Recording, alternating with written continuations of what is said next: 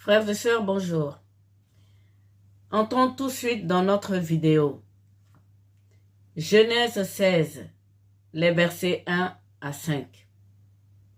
Saraï, femme d'Abraham, donne à Abraham sa servante Agar, qui est égyptienne.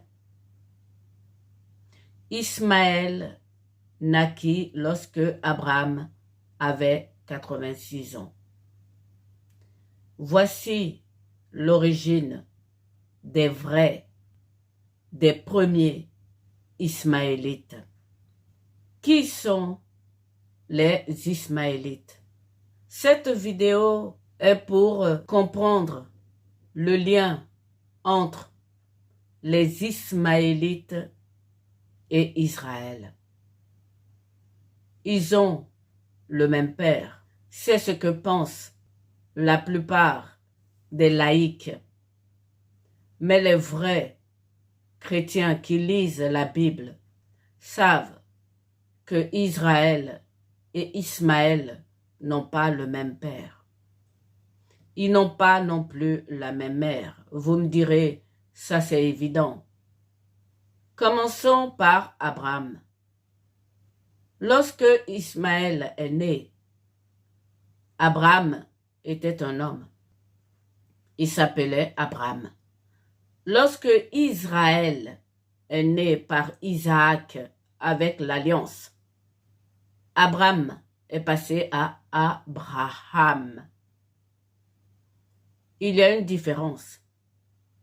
L'autre était un homme. L'autre est devenu Seigneur.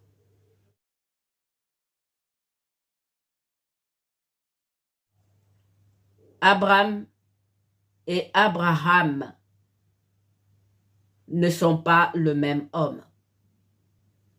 Voilà pourquoi je dis que ceux qui disent que les Ismaélites et Israël ont le même père font une erreur. Dieu n'est pas visible d'aucun vivant sur cette terre. Tous les croyants bénissent le nom de Dieu, depuis Israël jusqu'à nous. Israël n'ose même pas prononcer le nom de Dieu.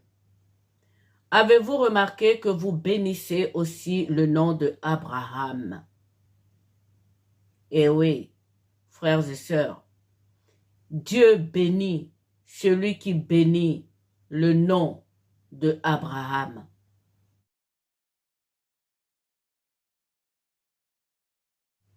Et donc le deuxième, Abraham, qui est père d'Isaac.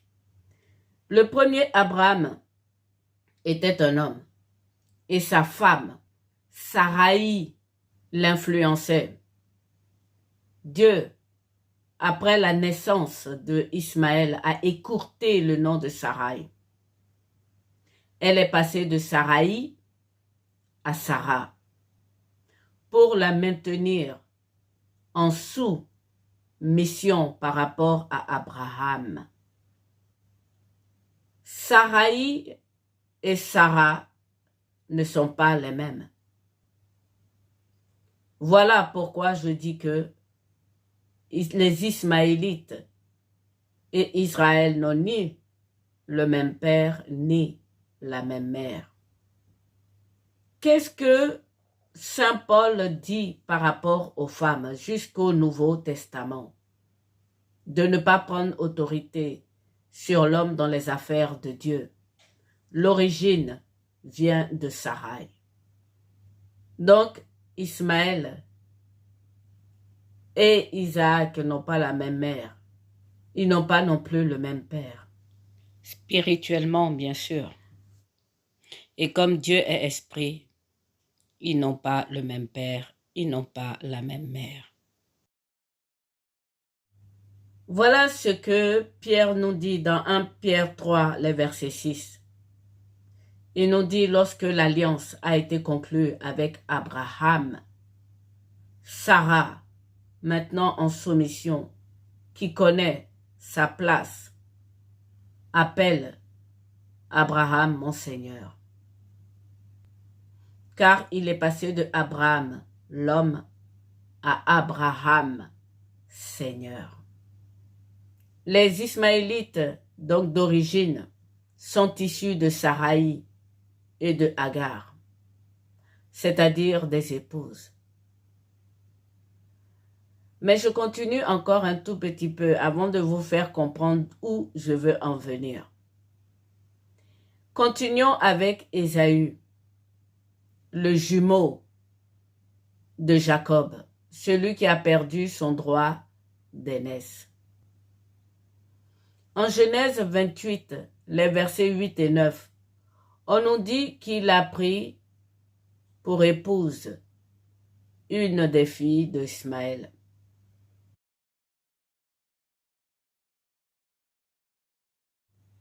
Oui, frères et sœurs, qu'est-ce que cela signifie? Ça veut dire que dans l'alliance, les Ismaélites sont toujours des épouses. Israël est l'époux. Nous savons que Joseph a été vendu à des marchands madianites. Et nous savons que les madianites étaient des Ismaélites. Voilà ce qui se passe dans Exode 4, les versets 24 à 26. Moïse, après avoir rencontré Dieu, retourne chez son beau-père Jéthro, prend son épouse et ses 2 enfants pour aller en Égypte. Sur le chemin, Dieu fond sur lui, en colère, avec furie, voulant le tuer. Et sa femme, Séphora, prend une pierre qu'elle a trouvée et elle circoncit son fils, le dernier, qui n'avait pas été circoncis.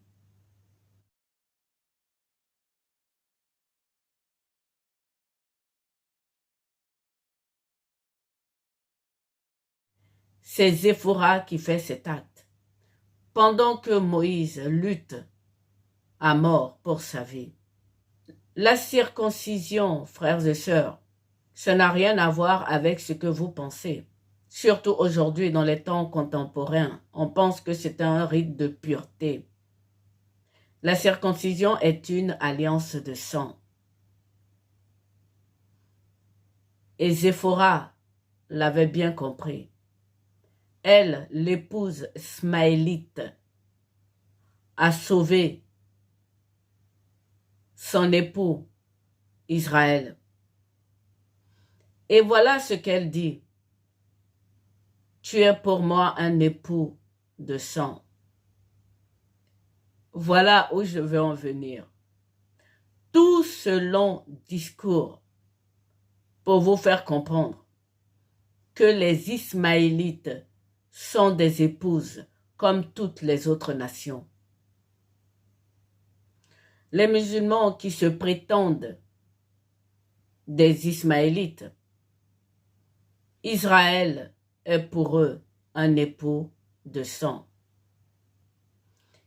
Et Jésus-Christ qui a versé ce sang de la rançon, la mort de Jésus-Christ, c'était comme une circoncision, puisqu'il a déchiré le voile. C'était un enfantement. Le sens véritable de la circoncision, c'est le déchirement du voile. Et donc les Ismaélites sont des épouses, comme les autres nations. Ils sont appelés vers le Christ, qui est l'époux de sang, vers Israël, qui est leur époux. Dieu a maintenu le lien avec les Ismaélites par les femmes. Isaü en a épousé.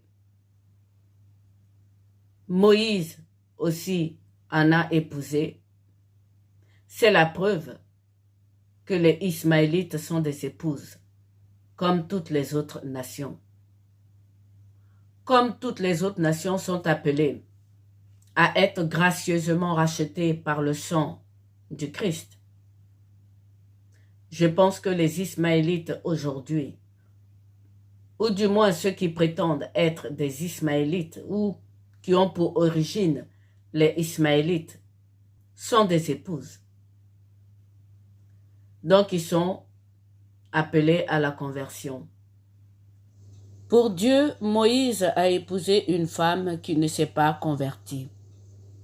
Donc il fallait absolument que Moïse convertisse sa femme. Et c'est ce que Séphora a fait d'elle-même. Elle s'est convertie par cet acte de circoncision. Par extension, voyons voir qui sont les Moabites, qui sont les Cananéens. Nous allons parler de Ruth et de Rahab. Commençons par Ruth. Nous savons que l'origine des Moabites, c'est la chute de la deuxième femme, qui est la femme de Lot. Elle a regardé derrière elle. Elle s'est transformée en statue de sel. Et ses filles ont commis ce qu'on appelle l'innommable pour avoir une descendance que nous appelons les Moabites. Et pourtant Dieu a encore, par sa fidélité, dans cette guerre pour sauver sa création, a pris aussi les Moabites comme épouses. Ruth a épousé Boaz.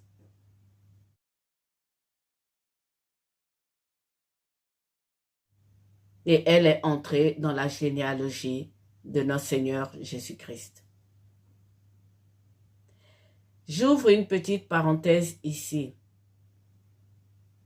Les Juifs actuels ne croient pas que Jésus-Christ est venu racheter le peuple juif.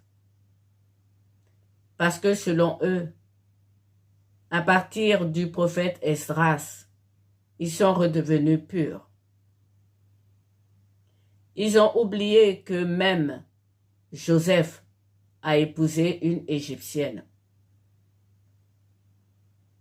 Donc ces épouses fameuses dont vous entendez très peu parler, Séphora, Ruth, Rahab, ce sont elles qui représentent les nations dans l'Ancien Testament. Et dans le Nouveau Testament, elles se retrouvent toutes dans Marie-Madeleine. Je ferme la parenthèse. Donc Ruth, qu'on appelle la maudite, est rentrée dans cette alliance de sang. Elle aussi a pris Israël dans la figure de Boaz comme l'époux de sang pour entrer dans cette alliance avec Israël.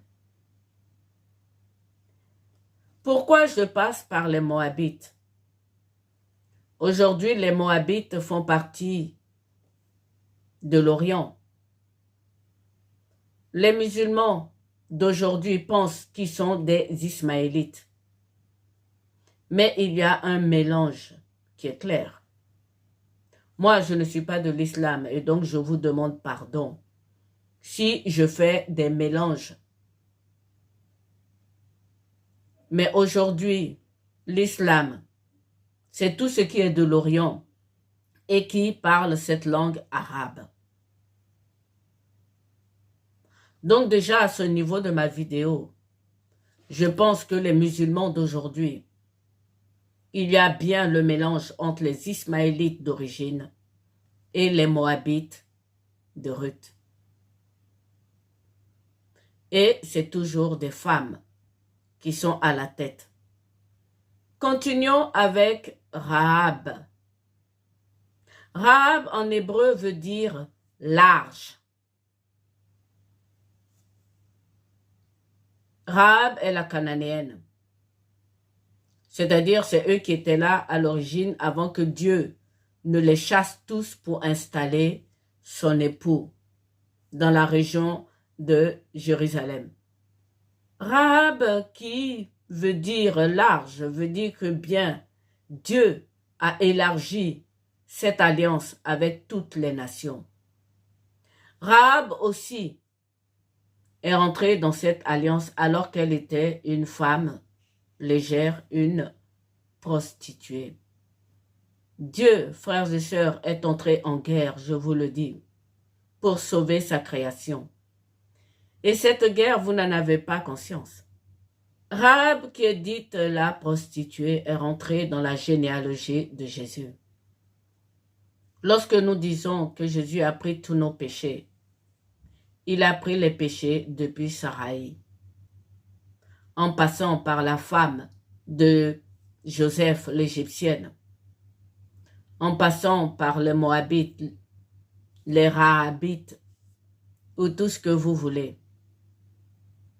C'est pour cela que je dis que les musulmans sont appelés à la conversion. Ils demeurent des épouses. Il n'y a que Israël qui est l'époux de Dieu. Ceux qui me suivent savent déjà cela, puisque j'ai fait cette vidéo sur les épouses et les époux avec donc Marie-Madeleine. La vidéo sur Marie-Madeleine, où je disais pourquoi Jésus s'est montré aux femmes en premier. Parce que les femmes représentent les nations. Les femmes sont les épouses. Et donc Rahab a étendu, son nom veut dire en hébreu large. Et donc elle représente toutes les autres nations. Pour Dieu, la prostitution de Rahab ne veut pas dire la prostitution que vous entendez aujourd'hui. Rahab, pour Dieu, c'était le signe d'une infidélité. Souvenez-vous, il a demandé à un de ses prophètes d'épouser une prostituée justement pour montrer à Israël leur infidélité.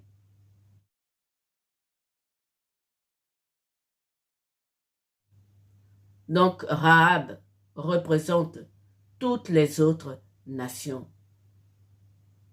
Et donc l'islam, si l'islam n'est pas dans les autres nations, c'est-à-dire les Cananéens, l'islam aujourd'hui regroupe peut-être les Ismaélites d'origine et les Moabites, et même certains Cananéens. Jésus-Christ a porté leurs péchés sur la croix par justement ce sang qu'il a versé. Si Séphora n'avait pas circoncis son fils, Dieu aurait tué Moïse. La circoncision, frères et sœurs, c'est comme un enfantement.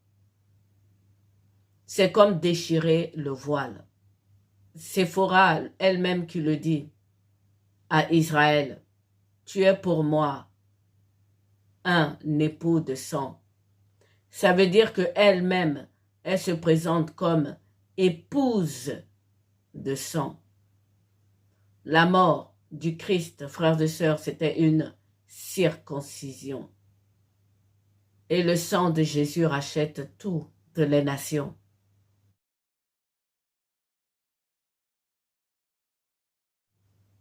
Donc les musulmans qui se prétendent descendants des Ismaélites doivent savoir qu'ils sont des épouses, comme les autres nations, comme les Moabites, comme les Rahabites, comme les nations que nous formons aujourd'hui. Pour moi, ils sont appelés à la conversion, c'est-à-dire en Christ, justement par ce lien de sang. Frères et sœurs, Dieu est amour. Dieu se donne en partage. Je suis toujours dans Job. Si j'ai entrepris de faire cette vidéo sur les musulmans, l'islam et à commencer par celle-là, les Ismaélites. C'est pour montrer la grâce que nous avons obtenue par l'intercession puissante de Job, qui a demandé que Dieu lui-même y se lève pour venir payer la rançon.